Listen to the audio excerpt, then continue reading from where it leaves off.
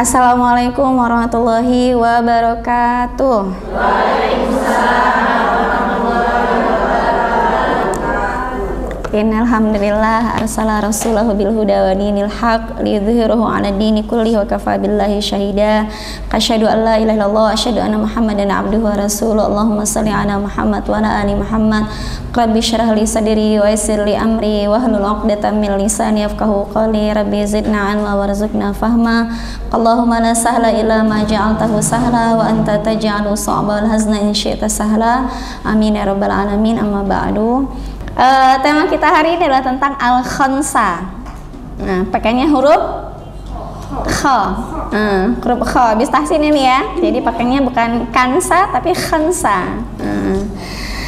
Yang mana terkenal sejarahnya bahwasanya beliau adalah seorang ibunda yang punya anak 4 dan keempat-empatnya itu menjadi syuhada, direlakan semua kematiannya dalam perang Qadisiyah. Bismillah, kita bahas ya Mi ya. Oke, kita mulai dari beliau ini adalah seorang penyair wanita terbesar di zamannya. Kalau di Indonesia Mi ya, ada penyair yang terkenal siapa Mi di Indonesia? Betul, masih ada yang masih ingat Mi ya, zaman sekolah SD. SD-nya tahun berapa Mi? Ya, kan ada di puisi karya Khairil Anwar. Tuh, itu penyair Indonesia yang orang Medan terkenal sampai dengan sekarang, namanya dia ada dalam bait-bait puisi yang dipelajari oleh kita dan juga anak-anak kita itu. Nah, itu artinya ada sejarah bahwasanya tercatat kalau di Indonesia penyair kita itu ada yang terkenal adalah Khairil Anwar. Kemudian Umi kalau googling nih penyair terbesar di Arab, penyair yang terkenal sekali di Arab, itu akan muncul nih deretan. Nama-namanya siapa aja Mi? Kalau yang selain Al-Khansa yang akan saya ceritakan ini, Umi tahu syair Ilahilas Tulil? Ayo tuh Mi, siapa itu? Atau siapa yang terkenal dengan kejenakaannya ya? Abu Nawas. Cluenya kalau yang lucu-lucuan inget ya Mi ya, Abu Nawas. Abu Nawas tuh penyair Mi gitu. Kemudian ada Khalil Gibran. Tahu Mi ya. Dan di antara deretan nama-nama penyair yang dari Arab itu adalah Al-Khansa. Rata-rata laki-laki Mi penyair.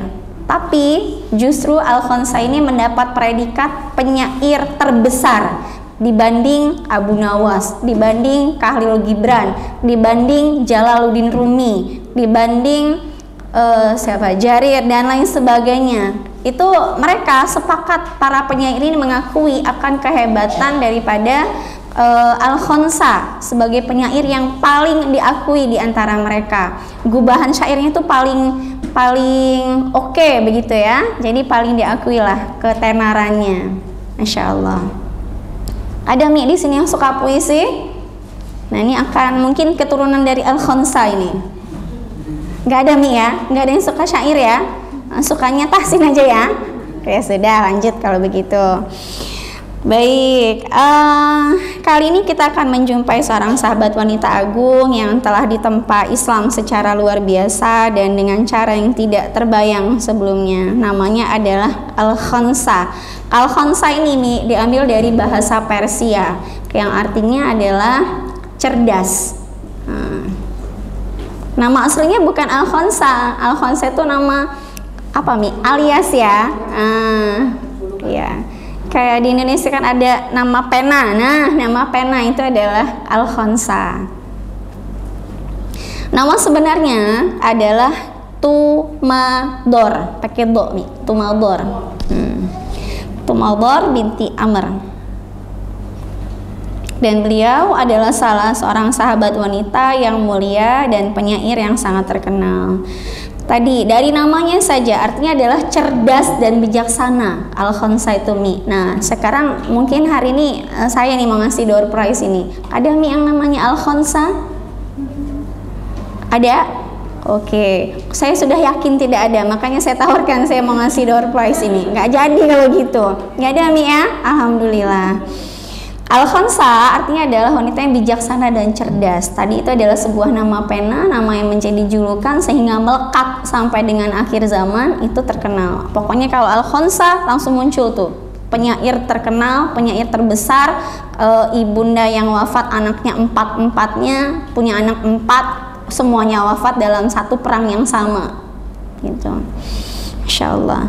Dan semua orang mengetahui kedudukannya dan keahliannya yang luar biasa dalam berpuisi. Bahkan semua sastrawan ini kalau dalam bahasa fikihnya itu Mi ya, ittafaqal ulama itu bersepakat. Nah ini sastrawan bersepakat bahwasanya tidak ada wanita yang memiliki kekuatan puisi yang lebih hebat dari Al-Khonsa.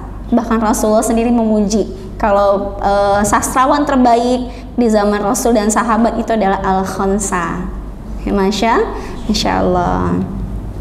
Berarti kan benar terakui cerdas. Nggak mungkin kalau sastrawan itu bisa menggubah puisi, menggubah syair dengan bahasa yang sederhana sehingga diakui ketinggian daripada bahasanya oleh sesama sastrawan yang ada. Ya. Nanti bisa kali Mi dijadikan salah satu lomba menjadi sastrawan pada saat nanti 17 Agustus katanya mau ada lomba-lomba Mi ya. Nah nanti bisa tuh. Tapi syaratnya pakai tasin. Ya kalau bisa Mi. Kemudian, nah ini tentang cerita kesedihan Al-Khonsa atas kematian saudaranya yang menjadikan beliau terkenal syairnya.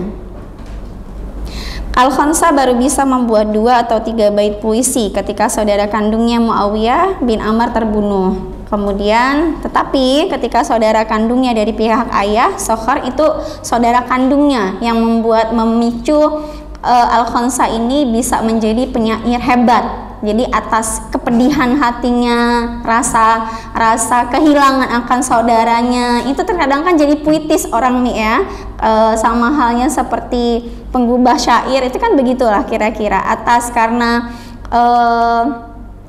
kehidupan pribadinya sehingga dituangkan dalam kata-kata. Nah, saudaranya ini yang menjadikan Al-Khonsa miliki syair yang terkenal, namanya adalah Sokhar. Sokhar ini mati karena terbunuh juga, dan Al-Khonsa posisinya adalah sangat mencintai Sokhar daripada saudara yang lain. Kenapa? Karena dia adalah seorang yang penyabar dan sangat dermawan. Nanti akan saya ceritakan kenapa Al-Khonsa jauh lebih mencintai Sokhar ini dibanding saudara yang lain, sehingga sangat disayangi oleh seluruh anggota keluarganya. Baik, dan ini saya bacakan salah satu dari syairnya Al-Khonsa tentang Sokhar ini. Bagaimana, tapi saya bukan pembaca puisi yang baik ya Mi, saya bacanya datar aja, pokoknya intinya bacaannya begitulah ya, supaya kita tahu. Dan ini terjemahnya, bukan versi aslinya. Jadi mungkin kalau yang versi aslinya saya bacakan, Umi malah makin kok kayak tasin lagi gitu ya. Nah, jadi saya bacakan artinya saja. Bagaimana kata Al-Khonsa tentang Sokhar ini? Wahai mata, kata Al-Khonsa, bantulah aku, jangan cepat mengering. Bukankah engkau turut menangisi kepergian Sokhar? Tidakkah engkau menangisi sang pemberani dan gagah? Tidakkah engkau menangisi pemuda yang terpandang? Hidupnya penuh dengan kedermawanan, menjadi panutan keluarga meskipun masih muda. Jika suatu kaum mengulurkan semua tangannya untuk meraih kemuliaan, maka ia meraihnya hanya dengan satu tangan. Ia akan meraih lebih banyak kemuliaan dari mereka, bahkan kemuliaannya terus meningkat tanpa henti. Mereka bergantung kepadanya dalam setiap kesusahan, meskipun usianya paling muda di antara mereka. Jadi bungsu Sokhar ini nih. Engkau lihat kemuliaan seperti tumpah ruah di rumahnya. Dia sendiri melihat kemuliaan adalah dapat berbuat baik. Jika engkau mendengar orang berbicara tentang kemuliaan, maka dialah orang yang kemuliaan adalah kainnya, lalu kemuliaan juga adalah bajunya. Dalam puisi duka lainnya, Al-Khonsa menyatakan, wahai Sokhar, aku tidak akan pernah melupakanmu sampai jasadku berkalang tanah dan tulangku hancur. Ini saking cintanya Al-Khonsa dengan saudaranya ini. Matahari yang baru terbit mengingatkanku kepada Sokhar. Aku juga menangisinya setiap matahari terbenam. Andai saja kebiasaan orang-orang di sekitarku tidak hanya menangisi kematian saudara-saudaranya, maka aku pasti akan bunuh diri. Gitu. Saking kehilangannya, rasa kehilangan Al-Khonsa terhadap saudaranya yang bernama Sokhar. Nah itu kira-kira Mi. Udah, lanjut cerita Mi ya. Iya, kita lagi dengerin kali-kali nih dengerin baca puisi. Ya, selain mahir berpuisi, bagaimana kepribadian dari Al-Khonsa ini? Kepribadian sebenarnya dari Al-Khonsa adalah beliau ini memiliki kepribadian yang sangat kuat, lekat akan kecerdasannya. Setiap orang menyebut nama Al-Khonsa, yang terbayang adalah kecerdasannya, bijaksananya. Misalnya disebut Daeng. Nah, jadi kan kadang ada muncul satu sifat daripada Mbak Daeng gitu ya. Apa gitu yang terkesan? Apa kira-kira Mi? Nah, senyumnya menawan, ya kan Mi ya? Nah, misal disebut Umi Siti Mafia. Nah, itu ada kesan masing-masing tuh. Dan sama semua orang pada saat menyebut Al-Khonsa yang tergambar adalah cerdas, bijaksana. Nah, itu karakternya kuat sekali tuh Mi. Kayak bukan slogan ya Mi ya, karakternya. Kemudian akhlaknya mulia, baik masih di zaman jahiliyah ataupun setelah masuknya Al-Khonsa kepada agama Islam, itu akhlaknya mulia. Kemudian pandangannya juga tajam, sabar dan berani.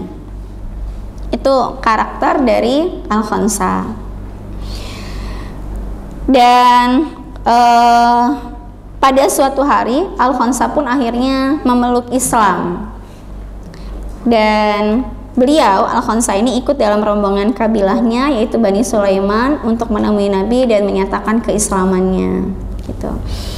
Kemudian Al-Khonsa juga sabar dan tabah dalam peristiwa perang Qadisiyah. Ini yang mau diceritakan nih ya. Di masa jahiliyah, Al-Khonsa memenuhi dunia dengan tangisan dan keluh kesah atas kematian saudara kandungnya yang namanya siapa tadi Mi? Soccer. Ini bukan Soccerman ini Mi, Sahr ya, Sahr ya. Setelah ditempa oleh Islam dengan luar biasa, dia sanggup merelakan 4 putra kandungnya sendiri untuk meraih mati syahid dalam perang Qadisiyah. Gitu. Umi tahu perang Qadisiyah itu perang apa? Pas ya Mi ya, pas nih nggak ada yang mau jawab. Nah. Yang Umi tahu perang apa? Perang Badar. Perang apa gini? Uhud. Nah, hari ini kita belajar tentang perang Qadisiyah. Perang Qadisiyah itu Mi adalah perang masa ekspansinya di zaman Umar bin Khattab yang mana melakukan penaklukan terhadap daerah-daerah yang orang-orangnya belum masuk Islam, begitu penaklukan ya. Dan Qadisiyah itu sendiri adalah nama sebuah tempat. Kalau dulu namanya Persia. Sebenarnya Persia itu adalah sebuah suku ya Mi ya, suku Persia, Furs begitu bahasa Arabnya. Dan kalau sekarang terkenalnya adalah Iran. Nah, tahu Mi? Baru tahu ya? Nah, kan ada Irak, ada Iran. Ini Irannya Mi, Iran. Yang mana Iran itu termasuk bagian mana Mi? Asia Barat ya. Termasuk daerah Timur Tengah tapi masih masuk di Asia Barat. Nah, kalau dulu itu namanya Persia. Kemudian perang Qadisiyah ini adalah perang tentu saja antara pasukan Islam dengan pasukan Persia, yang mana jumlah pasukan Islam itu berkisar sekitar 30.000 sampai dengan 40.000, sedangkan lawannya yaitu pasukan Persia ini sendiri bandingannya adalah 130.000. Kok jagoan nggak Mi? Orang Islam beraninya tuh segitu beraninya tuh orang-orang. Saya lupa tapi yang wafat berapa ya dari orang Islam dan Persianya. Saya ingat jumlahnya aja 30.000 sampai 40.000, sedangkan Persia tadi berapa Mi? 130.000. Peperangan ini dipimpin panglimanya adalah Sa'ad bin siapa Mi? Abi Waqqas ya, Sa'ad ya Mi ya. Sa'ad ini adalah panglimanya, kemudian diperintahkan oleh Umar, tentu saja karena Umar adalah khalifah di zaman itu. pada hari pertama itu kalah pasukan Muslim. Setelah itu hari kedua kalah lagi Mi. Hari ketiga baru mulai itu Mi kemenangan bergeser ke pihak Muslim karena mendapat bantuan dari kaum muslimin yang baru selesai dari peperangan Yarmuk. Jadi geser. Kalau perang yang Yarmuk pernah dengar ya Mi ya? Dari perang Yarmuk kemudian sudah selesai, mereka bergeser tuh ke Persia, bantuin pasukan muslimin yang di Persia. Jadi benar-benar pada zamannya Umar ini menjadi luas sekali penaklukan negara non muslim menjadi negara muslim, dan ini salah satu ceritanya yaitu perang Qadisiyah. Dan pemimpin mereka itu namanya adalah Rustam. Bukan nama suami Umi ya, Rustam. Rustam. Ada Mi namanya Pak Rus. Bisa pas ceritanya? Ya. Nah, Rustam ini Mi, Rustam orang Persia Mi, yang menjadi panglima orang Persia waktu itu. Bukan Indonesia, berarti bisa jadi dia turunan orang Persia tuh Mi. Ya, Persia diambil dari bahasa Yunani dan sekarang sudah diganti namanya menjadi negara Iran. Rustam melawan Sa'ad bin Abi Waqqas begitu dan tentara-tentaranya.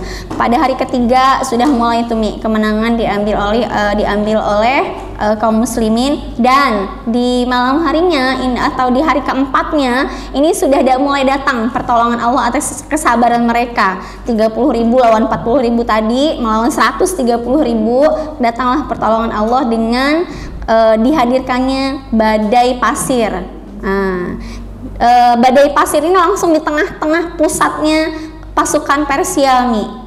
Sehingga pada saat itulah kaum muslimin mengambil kesempatan. Mereka tidak kena badai pasirnya. Badai pasir benar-benar di tengah-tengah memporak-porandakan, memecah belah pasukan Persia. Kemudian orang-orang muslim ini mengambil kesempatan dengan cara menghujani mereka dengan panah. Sehingga cerita kalahnya itu seperti itu Mi. Belum selesai sampai situ, pada saat sudah merasa pasukannya bubar begitu Mi ya, porak-poranda semuanya itu dengan badai pasir yang ada, Rustam ini kabur Mi. Kabur, saya lupa ke sungai apa ya namanya, sungai Efrat, pokoknya ke sebuah sungai. Namun berhasil dikejar dengan yang namanya Hilal binnya siapa saya lupa, namanya Hilal, dan berhasil dipenggal kepalanya Pak Rustam ini. Ya, kepalanya Pak Rustam berhasil dipenggal, kemudian diumumkanlah demi yang menjaga Baitullah begitu, bersumpah saya adalah Hilal dan saya berhasil memenggal kepalanya Rustam, kan begitu.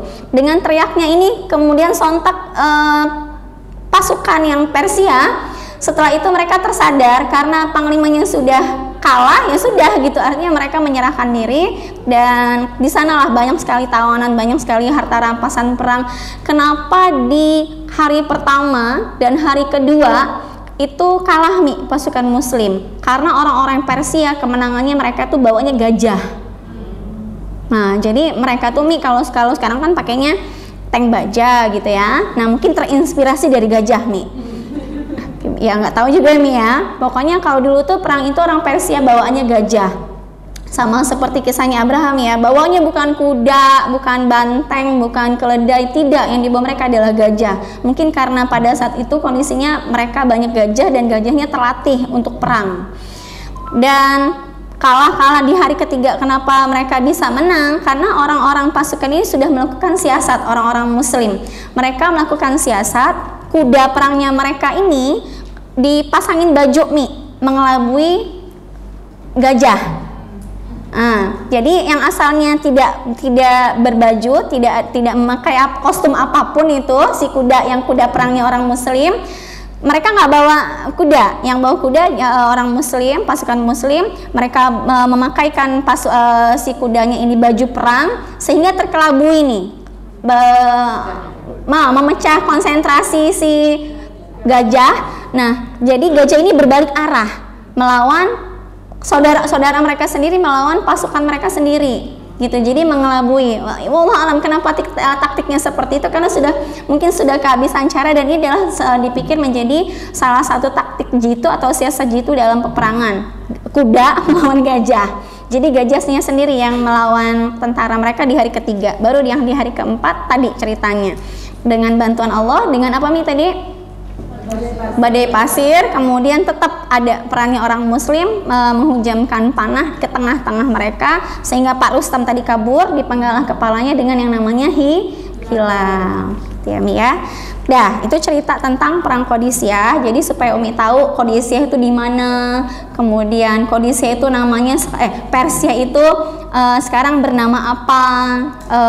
Kemudian kalau tentang Iran sendiri yang sekarang dulu ditaklukkan sudah menjadi mayoritas muslim, sekarang mayoritas mereka itu bukan lagi orang muslim tapi lebih kepada Syiah. Nah, ini pas ya Mi ya momennya ya, Muharram. Mereka nanti akan rame-rame tuh besok di hari Jumat, hari 10 Muharram. Mereka kan katanya merayakan kematiannya cucu-cucunya Nabi. Ada ritual menyiksa diri gitu ya. Nah, itu tuh di Iran tuh masih seperti itu.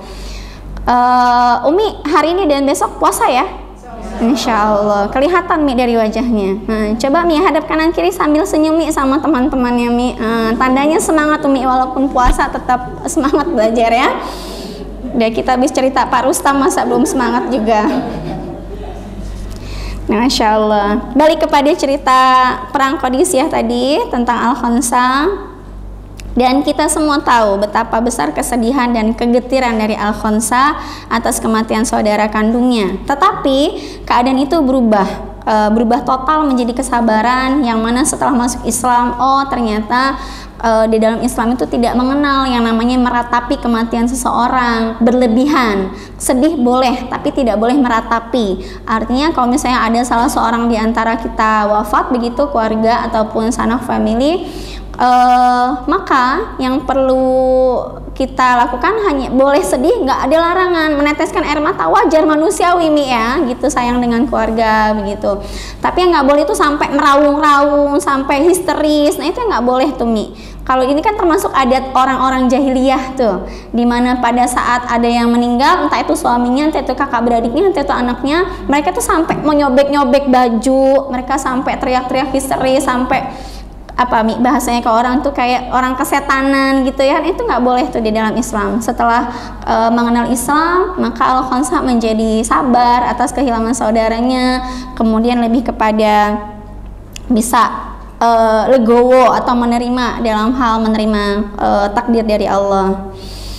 Kemudian dan ini keimanan tersebut dilandasi dengan ketakwaan dari Al-Khansa, sehingga Al-Khansa tidak lagi merasa sedih ketika kehilangan apapun dalam kenikmatan duniawi ini, karena disadarkan kalau orang Islam ada yang meninggal, maka yang dinyatakan pertama kali bukan tangisan tapi lebih kepada kalimat innalillah wa inna ilaihi rajiun. Dan tersadarlah Al-Khansa, benar semua itu cuma titipan gitu. Dan wajar nih ya, orangnya hebat berarti ujiannya juga hebat. Anaknya cuma empatnya diambil sekaligus dalam satu waktu. Kebayang nggak nih Umi, ada yang pernah anaknya sudah meninggal? Belum, insya Allah tidak. Nggak tahu, akan ya Mi ya, akan ya. Nah, kalau saya Mi pernah Mi satu meninggal, dan itu rasanya tuh kayak kalau ibu ditinggalin anak meninggal walaupun cuma satu, itu rasanya udah kayak kiamat bagi seorang ibu tuh kalau ditinggalkan anak duluan tuh Mi, itu rasanya. Dan saya nggak tahu nih rasanya Al-Khansa ini bagaimana, 4 sekaligus, itu laki semua Mi anaknya. Hebat ini Masya Allah, dan tidak tergambar lah ya perasaannya. 4 putra kandung yang merupakan buah hati dan denyut jantungnya bergabung dengan pasukan muslim yang ditugaskan menyerang Qadisiyah. Sehari sebelum perang, Al-Khansa ini menyampaikan beberapa wasiat. Udah ngasih wasiat tuh Mi kepada anak-anaknya. Apa wasiatnya dari Al-Khansa kepada anak-anaknya? Wahai putra-putraku, kalian semua memeluk Islam dengan sukarela dan berhijrah dengan senang hati. Demi Allah yang tidak ada Tuhan selain Dia, sesungguhnya kalian adalah keturunan dari satu ayah dan satu ibu. Kalau dulu kan banyak nih ya, satu bapak, istrinya berapa. Ini benar-benar yang 4 ini sekandung, bukan dari saudara tiri, bukan. Benar-benar mereka kakak beradik, begitu. Aku tidak pernah merendahkan kehormatan dan merubah garis keturunan kalian. Ketahuilah, sesungguhnya kehidupan akhirat jauh lebih baik daripada kehidupan dunia yang fana. Itu wasiatnya dari Al-Khunsa kepada anak-anaknya. Belum selesai, ditambahkan lagi nih wasiatnya. Putra-putraku, sabarlah, tabahlah, bertahanlah, dan bertawakallah kepada Allah. Kenapa, Mi? Karena Al-Khunsa tahu 30.000 melawan 130.000 itu nggak mudah. Hanya orang-orang yang dengan keimanan dan ketakwaan yang tinggilah yang bisa bertahan di medan perang dengan kondisi jauh, Mi, ya. Lawannya itu nggak jauh lah, antara 30.000 kok lawannya 130.000 gitu. Berarti satu orang lawan berapa tuh, Mi, kira-kira?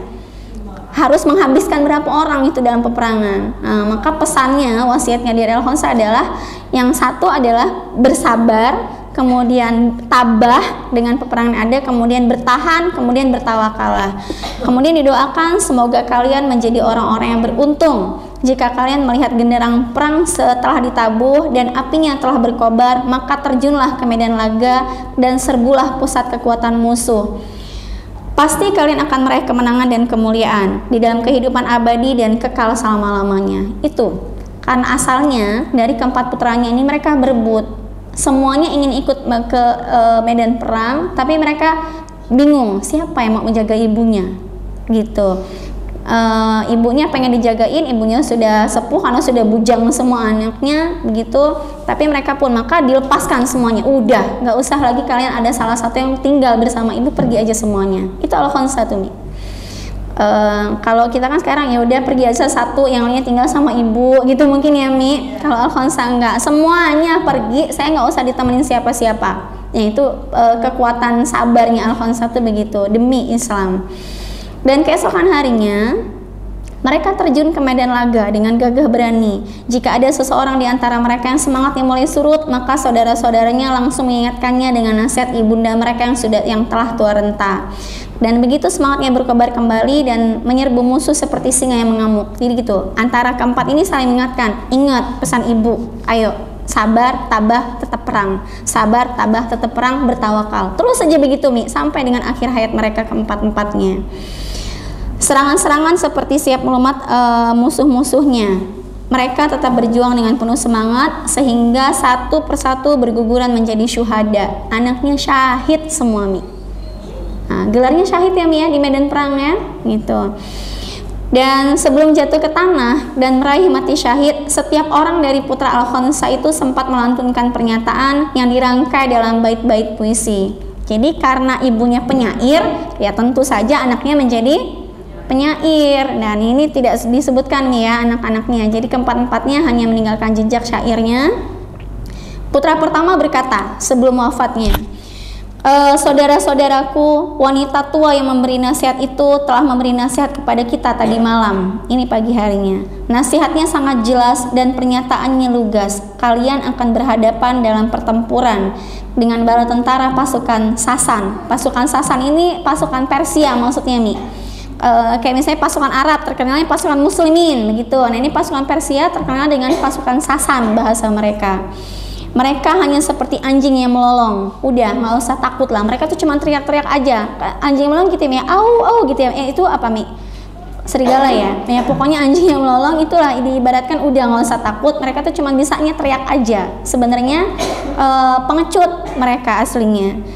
Dan putra kedua berkata sebelum wafatnya, ini setiap mau wafat bersyair gitu. Sesungguhnya wanita tua yang tekadnya bulat dan tegar itu telah menyuruh kita agar tetap teguh dan benar. Itulah nasihat menunjukkan kasih sayangnya kepada kita. Maka teruslah berperang dan habisi musuh sebanyak-banyaknya. Tinggal berapa, Mi, anaknya? 2. Ini nasihat saling menyemangati sebenarnya untuk saudaranya yang masih hidup. Dan putra ketiga berkata, demi Allah kita tidak akan melanggar sedikit pun nasihat wanita tua itu. Jadi nasihatnya itu benar-benar terhunjam ya, Mi, ya, di hati mereka gitu. Karena itu nasihat dan bukti kasih sayang yang tulus dan lembut. Karena itu nasihat dan bukti kasih sayang yang tulus dan lembut. Kobarkan semangat perang dan serbulah pasukan musuh. Tinggal satu, Mi, hingga kalian berhasil melumat pasukan Kisra habis-habisan. Yang terakhir, kata putra keempatnya sebelum wafat, terakhir ini, aku tidak pantas menjadi anak Al-Khunsa dan akhram. Aku tidak pantas menjadi orang terhormat yang membanggakan jika tidak berada di garis depan pasukan melawan pasukan ajam, menyerbu tanpa rasa gentar dan melibas setiap rintangan. Nah, ini jadi diabadikan syairnya mereka, anak-anaknya Al-Khonsa sebelum meraih gelar syuhada. Masya Allah, sudah dapat ceritanya aja itu Al-Khonsa, dari kisah anaknya yang semuanya wafat di dalam medan perang. Qadisiyah namanya. Sang ibunda bagaimana setelah itu kondisinya? Sang ibunda mendengar berita kematian 4 putranya dalam hari yang sama. Hari itu 4-4-nya meninggal dalam hari yang sama, dan hari itu pula didengar kabarnya oleh Al-Khonsa. Tetapi kali ini dia sama sekali tidak menampar pipi sendiri dan tidak pula merobek pakaiannya. Tadi yang seperti saya ceritakan nih ya, orang jahiliyah itu kerjaannya kalau misalnya meratapi kematian dari keluarganya, maka dilakukan adalah menampar-nampar pipi sendiri, kemudian merobek-robek pakaian. Nah, Umi berarti kalau misalnya masih ada yang sifatnya begitu pada saat sedih, nampar-nampar, mukul-mukul diri sendiri, jahiliyah. Ya, ingat ya Mi ya. Ayo, kalau mukul menyiksa diri sendiri, jahiliyah. Ingatin begitu Mi. Ngerobek-ngerobek pakaian, marah kok ngerobek-robek pakaian, robek-robek roti sobek kan ada ya Mi ya.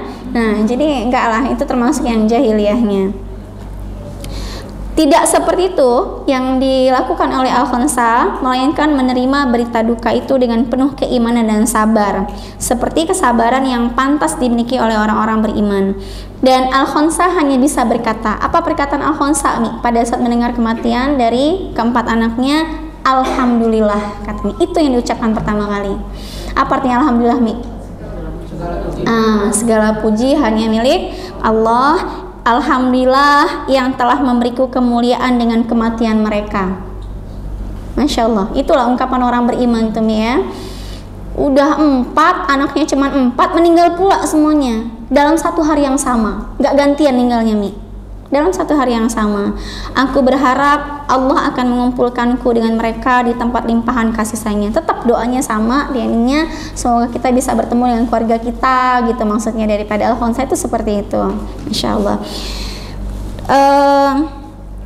Dan kita tentu saja patut bertanya-tanya, apa yang bisa merubah kepribadian Al-Khonsa secara total itu? Tentu jawabannya cuma satu, iman yang bisa merubahnya.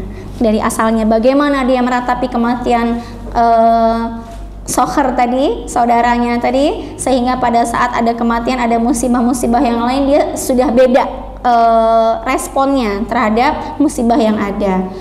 Masya Allah. Dan itulah iman yang diajarkan oleh Rasulullah, ditanamkan oleh Rasulullah dalam hati orang-orang beriman, sehingga mengajarkan mereka dari alam jahiliyah menuju alam dengan nilai-nilai luhur, akhlak mulia, dan kerinduan hanya kepada ridhonya Allah. Lagi-lagi nih saya ingatkan, tujuan hidup kita ini cuma satu, cari ridhonya Allah. Anak perang ya sudah, insya Allah lillahi ta'ala. Kita mau berangkat tasin, insya Allah lillahi ta'ala. Cuma cari ridhonya Allah Mi.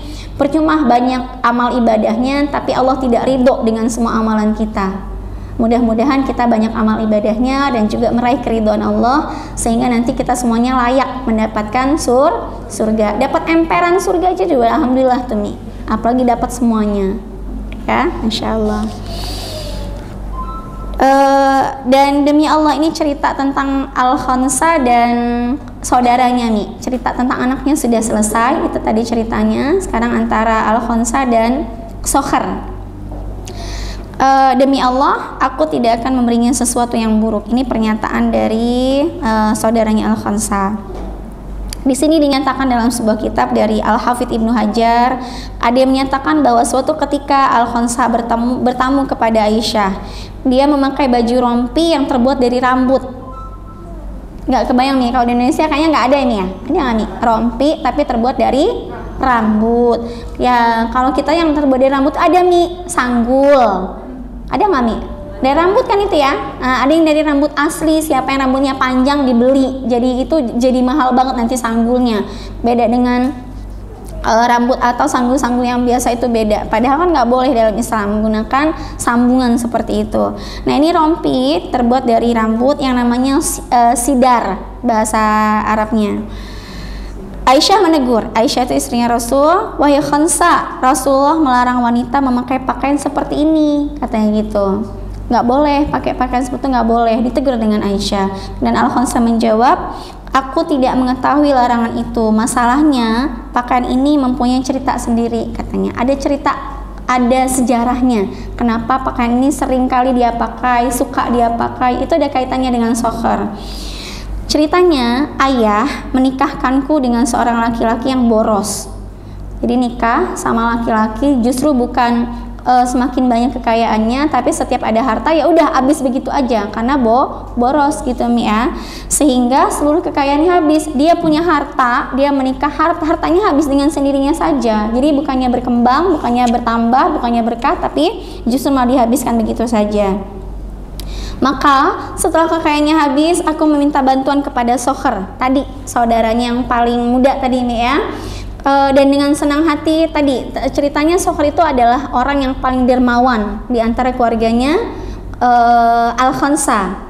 Dengan senang hati dia memberiku setengah dari kekayaannya dan menyuruhku memilih bagian mana yang akan kuambil.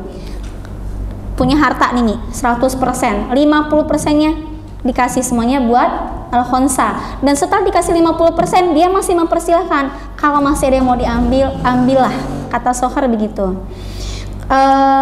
Akan tetapi suamiku tetap boros. Setelah dikasih harta dengan Soher, masih boros nih suaminya, nggak jera juga, habis bangkrut itu Mi ya, bangkrut, nggak punya harta sama sekali, dibantu nih sama Soher. Setelah dikasih masih boros lagi, kembali tuh Mi karakternya, sehingga harta pemberian saudaraku itu habis juga. Dan aku lagi-lagi minta bantuan kepada Soher lagi, kedua kalinya. Dan apa yang dilakukan oleh Soher? Kali ini dia membagi dua kekayaannya dan memberiku bagian yang paling baik. Tadi sudah dari 100% dikasih 50%. 50% yang sisa yang bagiannya Soher ini diminta lagi, dikasih lagi. Berarti seperempatnya Mi ya. 50%-nya lagi dikasih lagi sama Al-Khansa. Itu saking dermawannya Soher tuh Mi. Dan yang dikasih adalah yang terbaiknya, bukan 50% yang buruknya. Itu tabiatnya Soher begitu, sehingga sangat kehilangan sekali Al-Khansa. Ngerasa, Umi kalau lagi nggak punya duit ya, mau minjem sama saudara, berat rasanya Mi ya. Nah ini sama saudara tuh dikasih, apa bahasanya Mi? Jor-joran, bahkan semuanya dia udah silahkan ambil yang terbaiknya. Nah itu jadi kesannya tuh malah kalau orang yang dikasih itu akan ingat selamanya. Biasanya gitu, ya nggak Mi? Apa biasanya Umi jarang dikasih juga? Insya Allah kita yang ngasih ya Mi, Insya Allah. Dan kali ini tadi dia membagi dua kekayaannya dan memberiku bagian yang paling baik. Melihat hal itu istrinya berkata, mengapa engkau tidak membiarkan dia saja yang memilih bagian mana yang diinginkannya? Nah jadi sifatnya suami dan istri itu sama aja, sama-sama dermawan. Udah biarin aja lah sekalian pilih mau yang mana kira-kira. Dan Soher menjawab, demi Allah aku tidak akan memberinya bagian yang buruk. Maksud istrinya adalah bisa jadi Al-Khansa itu akan lebih tahu diri. Ini akan dibantu yang kedua kalinya.